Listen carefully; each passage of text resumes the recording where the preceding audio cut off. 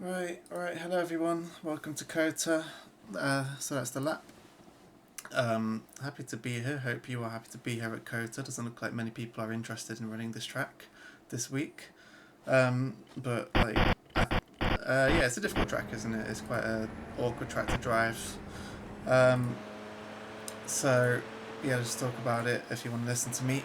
Yeah, kind of an awkward track to drive, isn't it? A lot of these low speed corners, like turn one here, and then we've got like this turn 11, turn 12, turn 16 here, really kind of awkward corners to drive, and then obviously these S's here where you have to be really accurate, and it's not the most exciting to drive, but at the same time you do really need to be accurate, don't you? So we'll go through it corner by corner as usual, but thanks for the support on last week at Charlotte. Um, it's always nice to get comments and stuff. I got one comment saying to set up buy me a coffee, so I've done that. So if you want to donate, you can do that in the description or use the PayPal username in the description. If you would like to do that, that would be obviously and really greatly appreciated. But yeah, I'm just here just to help in case anyone is really struggling with the track but wants to learn it and wants to race this week in the Radicals.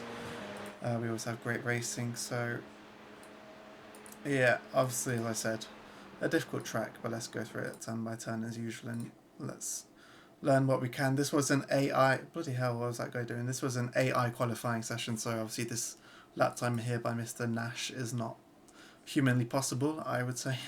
But yeah, 2 minutes lap times. Maybe some people will be pushing towards the 159s this week. And yeah, that was an AI qualifying session, not an official race session yet. So that's kind of lap times we'll be hoping to get at least. Alright, so let's go to turn 1 and do it the usual way. So, turn 1 we are looking at the white lines on the right hand side. So you do have the marker boards as usual, but I've been just looking at the white lines. And braking just before this particular white line, I just kind of count them, I guess. You've got 3, 2, and then 1. I brake at this one, and then it doesn't really do it justice here on the chase cam. But obviously, when you're on board, you can notice how elevated it is at this point, and this really helps with the braking. So you can brake hard on this uphill crest. Use that to help your braking performance. And then I like to start bringing the car inside, so you could stay to the right hand side and keep going up that crest, but I like to start coming to the inside quite early. I think it just helps me kind of know where I am and not get lost. Easy to get lost up this crest when the apex is down here to the left. But you can definitely take a straighter entry and then cut back more on the apex for the exit. Bear with me, where's far chase? There it is. I'm a bit tired, but that's alright. So then we're cutting around. I missed the apex a little bit here, so you still want to be kind of trail braking, but here's what it is. You're trying to avoid locking up the front left as well. That can happen. Then bring it down to the left for the exit, and this is a traction sensitive zone, as are many parts of the track. But we've got a crest here that we obviously, you don't want to be turning and accelerating whilst you're on a crest, so you kind of need to keep the steering straight for the exit whilst you get under power, and you can go up to the curb as well on the exit. In second gear, then nice and easy for turn 2, flat out. Start bringing it to the right hand side, then gently steer in. Then we're going to lift off and start braking and trail braking through these turns 4, 5, whatever they are. Yeah, 4 and 5. So turn 3, we gently, come outside, we gently start turning in. Then we're going to start lifting off past the apex and then start trail braking into turn 4. And then bit of throttle and more trail braking through turn 5 and just getting as close as you can to these deadly. This one is deadly. This one speared me into the wall in practice, but yeah, potentially deadly sausage curbs. And then this one, we're kind of double apexing that one just to carry speed around for the exit.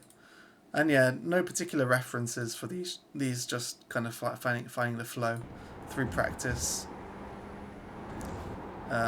Trail braking down to third gear, open up the entry for turn 7.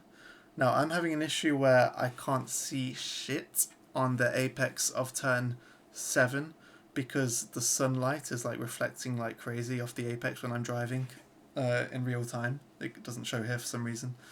So I'm really struggling to see the apex of turn 7, so I'm just kind of having to blindly enter turn 7.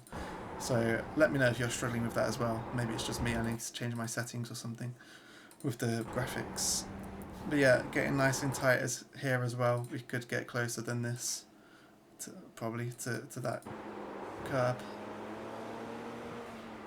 And then this one you can get nice and tight on this curb. This being on this curb can help with rotation as long as you're not like pushing the throttle too hard. Then you can kind of sit on this curb and it will help you turn. And then turn 9 here will be like, wait, let me just double check that. Yeah, turn 9 is about obviously setting the car up at this point here so that you can kind of get under power. So you want to start opening your steering up a bit, but this is a really easy off track to get this one here. So you want to obviously manage the turning, throttling, getting under power. Just keep practicing that, and you can get a good exit out of turn 9.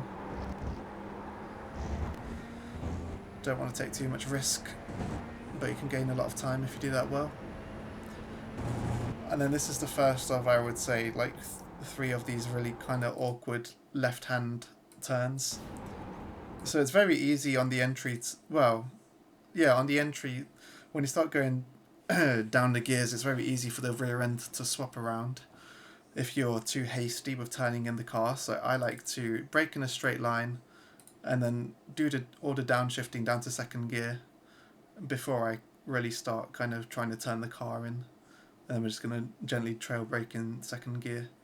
So I'm really finding that patience is the name of the game with these particular kinds of turns where we're going down to low speed. Just being patient with straight line braking. And then once we're happy, once the car is settled down, because you can see here, I like start turning a bit, but then I'm not happy with how the car is, so I open the steering up a tiny bit, just to make sure that the car is where I want it to be before I just then commit to the apex. So it's just about managing the low speed kind of rotation of the car, being patient, and then just obviously trying to manage the traction and use the curbs and the exits for these exits onto the straights. So yeah, I would say this track takes patience because it's not fun to drive this track when you aren't used to it. It's really kind of awkward to drive, so you just have to be patient with the car, don't you? Alright, turn 12. So we're looking for the 150 and then parallel to the 150 or perpendicular, however you want to look at it. There's a white line on the track here, so I'm using the white line here. I'll just go to the previous turn, sorry, because the braking reference here. I'm using like there's the dark patch here, so I'm just braking kind of a certain distance before the dark patch, but I guess you can use the white lines and use the 100 meter board, whatever tickles your fancy. If you can ever get that excited about braking for that turn. And then, yeah, 150 board and the white line here is my braking reference. And then nice and hard onto the brakes, nice and confident with the braking before, then down. Again, just down to second gear once you're happy with the balance of the car and taking off enough speed. And then again, just pushing the exit curb here. Using all of that, but again, going much further than this, and we've got the off track. Move across to the left, and then I don't really have a reference here. I just used, I guess, the engine notes as my reference, or the distance to the apex as my reference of when to brake for this one. You could stay in third gear for this, or you can go down to second, then short shift. Just obviously managing the throttle on the exit, because very easy to again lose the rear end if you go flat out here on the exit, so managing the throttle. And then for this one again, just kind of no particular reference point for me, but when we're happy, just starting to brake and Yeah, this is a really difficult turn as well, 15 and 16, where it's easy for the rear end to swap around if you kind of take too much speed into here and then you're trying to brake and rotate the car will just spin round. So it's just about like braking in a straight line, and then you notice how low I go on the brakes already, just to avoid the rear end spinning or whatever.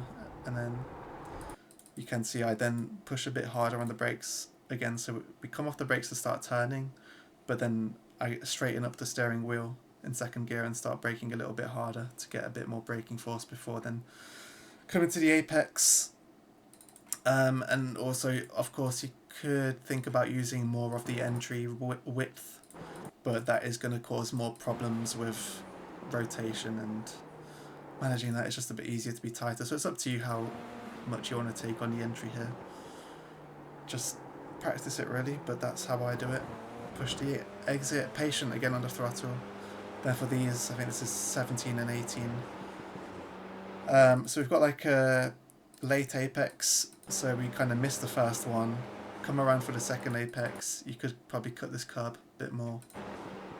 And then patience again, just patience whilst keeping the steering at a steady place and just allowing the outside tyres to grip up. But coming down towards the inside, you could maybe be even tighter than this. Then obviously on the exit, you want to then bring the car around to the right hand side for the braking zone for 19. So yeah, again, just patient with the steering, just kind of, obviously you get this apex and you kind of want to push out a bit, but you just manage the throttle and keep the steering. Just don't steer too much because you're going to push through the grip limit of the tyres if you steer too much. You just want to obviously have force feedback that kind of informs you of how much grip you've got in that situation, so that you can push as much as possible without overdoing it and without understeering on the exit here, because then you need to come to the right hand side for braking. For 19, you can cut this a little bit more than I did, so the orange curb is not unfriendly in this situation. In this particular example, you can go to the orange curb. It's just about, there's an off track if you go too much. And then going down to third gear to manage the exit, because very easy to get the off track on the exit. So down to third gear here to settle the car down, and then you can push the throttle a bit to rotate on the exit. You just don't want to understeer there. Very easy to get the off track. Then we've got the dark patch here for the braking reference, and at 19 the braking reference, I suppose for me it's this white line, and then it's like we're going a certain amount of distance after the white line, not just don't leave it too late after the white line, or else you'll end up understeering at 19. And very very gentle smooth entry for 19. You can start turning in quite early, and you can trail brake and settle the car down and then push the exit. And then 20, nice and settled, down to second gear, could maybe do third gear. Patient again with the exit, traction sensitive, rear limited, as they would say, as the pros would say. And that completes the lap. Yeah, okay, I think that's everything I have to say. I did write some notes, so I mean, can't see shit is a good takeaway for turn 7, if that applies to you as well.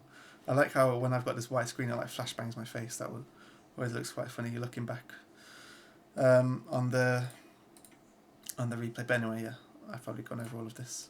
You can read it if you want, but I'm going to assume that I've said everything that I have to say. So hope that helps. Let me know if it does or doesn't, and what can be done better, or what I did well, or if you enjoyed whatever. And yeah, hope some of you enjoyed driving the car and racing this week. All right, thanks a lot. Take care. See you later.